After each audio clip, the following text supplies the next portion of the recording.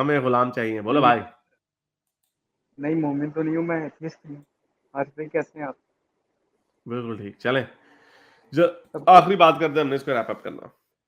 چلو ٹھیک ہے, سب کو آداب میرا, جتنے بھی بیٹھے ہیں, اسٹرائک بھائی, گلزار بھائی. جی میں نے کیا بات کریں. ہمیں ڈونڈیوں کا آپ نے بتایا, میں اتنا میری 22 سال عمر ہوگی ابھی تک ورجن ہوں, ہمیں تو پتہ ہی نہیں تھا کہ اسلام میں اتنا زیادہ سیکس ہے, آپ لوگوں نے آگے بتایا. اس کے لیے آپ لوگوں کا شکریہ.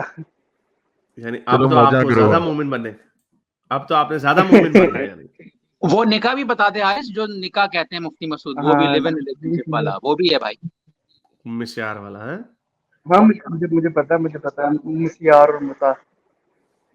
متا تو چلے شیعہ کہتے ہیں, وہ تو ویسے متا کو بھی, ویسے تو متا کو بھی حضرت عمر نے بین کیا تھا نا, کہ رسول اللہ نے کر دیا تھا. حضرت عمر نے کیا تھا. آئی تھنک حضرت عمر نے بین کیا ہے یہ ہسٹری میں. حدیث ہے ویسے ایک جس میں حضرت محمد سے روایت ہے کہ انہوں نے خیبر کے بعد متا بین کر دیا تھا. سنیوں کے پاس ہے لیکن شیعہ نہیں اس کو مانتے obviously.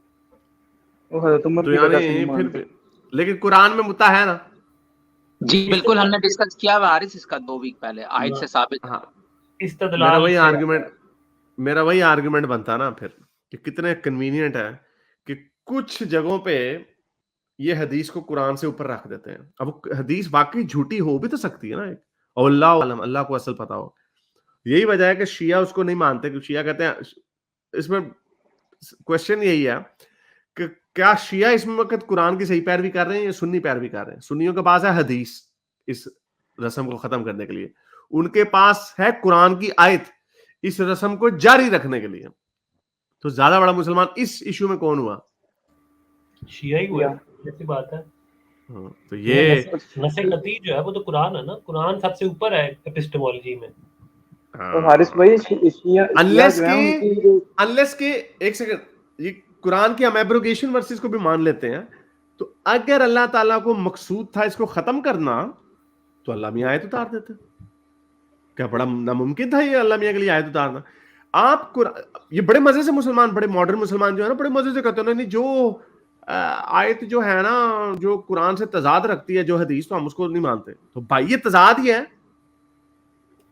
کیا اسی کو تضاد کہتے ہیں نا, کہ بھائی جو یہ کام وہ بتایا جا رہا ہے جو قرآن کے اگینسٹ ہے, قرآن کی ٹیچنگ کے, انلیس کہ قرآن میں لکھا ہو. اس طرح تو ہر چیز حلال ہو سکتی ہے. رسول اللہ نے جی قرآن میں آیا تھا جی 4 شادیاں جائز ہے, مومن رکھ سکتے ہیں, اور ایک حدیث کسی نے گھاڑ دی ہوتی ہے, اگر صحیح حدیث ہے, فلانے سے روایت ہے, سند درست ہے, آپ 8 بیویاں بھی کر سکتے ہیں. تو انہوں نے قرآن کی اس آیت کو ٹرک کے نیچے پھینک دینا تھا. حدیثوں کو انہوں نے ان سرٹن کیسز تو, آپ شاید اب آپ کو میرا مدعا اور you might warm up to my idea bit more, انہوں نے حدیثوں کو قرآن سے بھی کئی جگہوں پہ اوپر رکھا ہوا.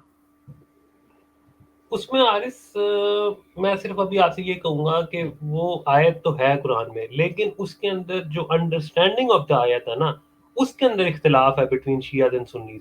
سنی آپ کو یہ نہیں ملے گا کہتا ہوا کہ یہاں پہ متا ہے, لیکن شیعہ آپ کو اسی آیت سے متا نکال کے دکھائیں گے. یہ آئی تھنک یہ تھوڑا سا ہمیں اس کو we need to be more appreciative of this, کیونکہ اس کے اوپر کنسنسس نہیں ہے ان کی انڈرسٹینڈنگ کا, یہ مسئلہ ہے تھوڑا سا. مگر اسٹوئک جو ہم نے تفسیر پڑھی, ابن کثیر شیعہ تو نہیں تھے, وہ لکھ رہے ہیں کہ یہ متا کی اجازت اس میں دی گئی ہے.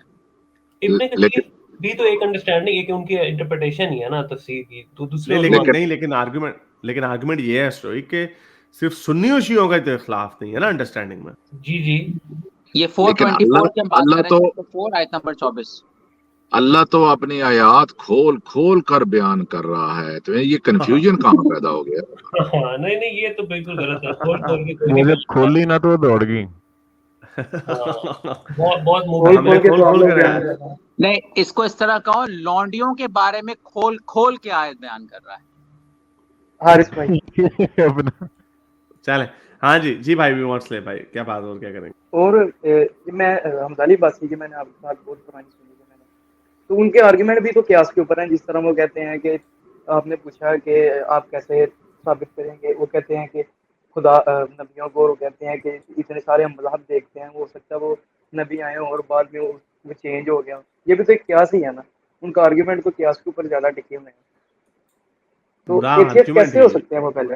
नहीं, एथियस्ट नहीं, इसका ये मतलब नहीं है, इससे ये नहीं साबित होता कि वो पहले एथियस्ट नहीं हो सकते। उनकी जो कई लोग जो एक तो आ जाते हैं ना, कहते हैं कि हम पहले एथियस्ट थे, हमें पता चल जाता है ये एथियस्ट नहीं थे, लादीन यानी दीन से दूरी थी उनकी। और मेरा हमजा अली बासी के बारे में भी मेरा यही ख्याल था कि भाई आप शोबिस का बंदा लाइफ को एंजॉय शोएं करते होंगे, तो इन्होंने कहा यानी इस्लाम को ना बैक बर्नर पर डाला हुआ होगा, लेकिन इन्होंने एथियज्म की या एथियस्टिक आर्गुमेंट्स की ज्यादा समझ नहीं होगी, तो वो तो उन्होंने साबित कर दिया, उनको समझ थी, he understood all the arguments.